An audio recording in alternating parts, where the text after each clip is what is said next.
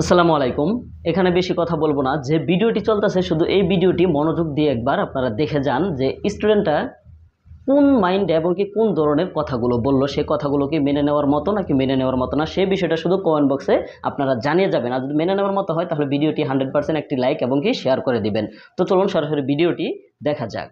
কিন্তু মেইন যে বিষয়টা, সেই রাষ্ট্রর যেই সংস্কার আছে, রাষ্ট্র সংস্কারের জন্য যে সংবিধান আছে, সেই সংবিধানটা যে আমাদের পরিবর্তন করা দরকার, সেই পরিবর্তনের কথা কেউ বলছে না, কিন্তু এটাকেই বারবার লিখতে চাচ্ছে। কিন্তু আপনি কি বাতিল চান না নতুন করে আমার লিখতে চান? কথাটা শেষ করি।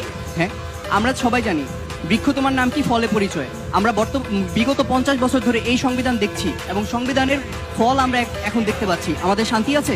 আমাদের শান্তি নেই। সকলে কিন্তু আমরা চাই শান্তি, কিন্তু এই সংবিধানটা পরিবর্তন করে যদি ইসলামিক সংবিধানে সমগ্র রাষ্ট্র পরিচালনা করা হয় তাহলে অবশ্যই শান্তি আসবে।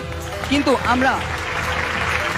আমরা এই বিষয়ে কেউ কথাই বলতে চাচ্ছি না, কারণ আমরা যদি ইসলামিক সংবিধানটা আনি তাহলে আমাদের সুদ চলে যাবে, ঘুষ চলে যাবে, আমাদের বেআইনি সব কার্যক্রম চলে যাবে।